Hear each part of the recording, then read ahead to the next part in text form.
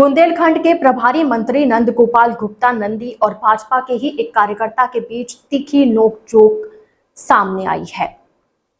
मामला तब बिगड़ा जब कार्यकर्ता ने जिले की जर्जर स्वास्थ्य व्यवस्था और आम जनता को हो रही परेशानियों को मंत्री के सामने रखा।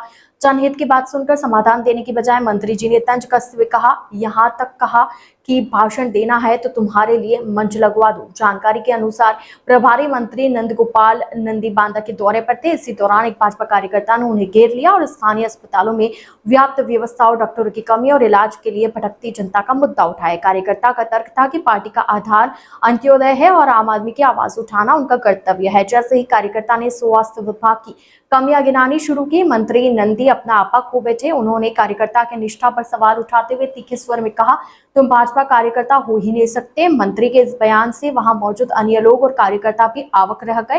कार्यकर्ता ने पलटवार करते हुए पूछा कि क्या अपनी ही सरकार में जनता की बुनियादी समस्याओं को उठाना अनुशासनहीनता है। इस घटना का वीडियो और विवरण सामने आने के बाद राजनीतिक गलियारों में चर्चाएं तेज हो गई। सवाल उठ रहे कि क्या अब सत्ता ही अनग इतनी बढ़ गई है कि अपनों की ही बात सुनने का धैर्य खत्म हो गया। भाजपा कार्यकर्ता के बीच भी यह चर्चा का विषय बना हुआ है। यदि आम आदमी की आवाज उठाने वाले को ही बाहरी करार दिया जाएगा तो जमीनी स्तर पर जनता की बात कौन पहुंचाएगा। मंडल ब्यूरो चीफ ताहिर अली बांदा से। तो मित्र मंडली के द्वारा जानकारी मिली कि आज माननीय मंत्री जी आए हैं। लगातार हम बहुत ही दिनों से इंतजार भी कर रहे थे कि कोई माननीय मंत्री जी, हमारे प्रभारी मंत्री जी आएंगे। तो हम बीजेपी के कार्यकर्ता हैं, तो हमको लगा कि हम अपनी आवाज अपने मंत्री जी के माध्यम से माननीय मुख्यमंत्री जी तक पहुंचाएंगे। तो माननीय मंत्री जी को जब हम ज्ञापन देने पहुंचे, उन्होंने जब हमने उनको जब ज्ञापन दिया तो मंत्री जी ने सीधा ज्ञापन पकड़ के अपने सेक्रेटरी को दे दिया।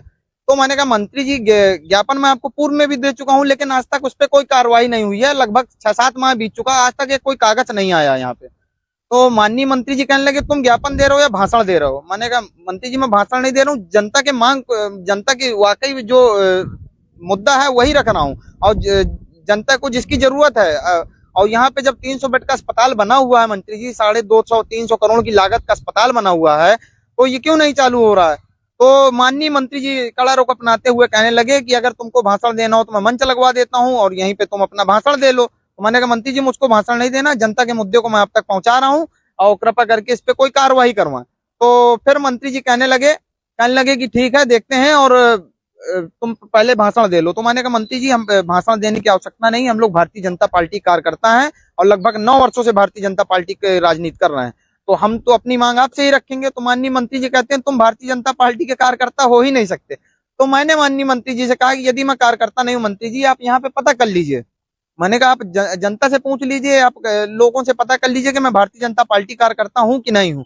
तो मेरा यही कहना है कि देखिए, भारतीय जनता पार्टी की सरकार है और इस तरह से लोग यदि छवि खराब करेंगे, भारतीय जनता पार्टी के ही पदाधिकारी, मंत्री जो भी हो, विधायक हो, कोई भी हो, यदि छवि खराब करें तो उनके खिलाफ कार्रवाई होनी चाहिए। और अगर हम जैसे छोटे कार्यकर्ताओं की अगर वैल्यू नहीं है, मोदी जी कहते हैं, हमारे राष्ट्रीय अध्यक्ष नितिन नवीन जी, प्रदेश अध्यक्ष पंकज चौधरी जी कहते हैं, एक छोटे से छोटा कार्यकर्ता, एक छोटे से छोटा बूथ अध्यक्ष राष्ट्रीय अध्यक्ष के बराबर है। तो मैं एक कार्यकर्ता हूं, मैं अपने आप को राष्ट्रीय अध्यक्ष की मानता हूं। अगर मुझको, मैं भारतीय जनता पार्टी जुड़ा, तो क्या मैं अपनी मांग अपने एक मंत्री जी से नहीं रख सकता। और मंत्री जी से रखूंगा, इस तरह कड़े रुख अपनाएंगे। अब बांदा की जनता पलायन करे, कानपुर, दिल्ली, लखनऊ, बंबई दिखाए, अपने जमीन बेचे, अपना घर बेचकर इलाज कराएगी, ये कतई स्वीकार नहीं है। हम आगे भी इन मुद्दों को उठाते रहेंगे और हम चाहते हैं कि 27 में भी हमारी सरकार बने इसके लिए, लेकिन सबसे पहले इनमें नकेल कसनी पड़ेगी, स्वास्थ्य व्यवस्था को सुधारना पड़ेगा और स्वास्थ्य व्यवस्था पर विशेष ध्यान देना पड़ेगा।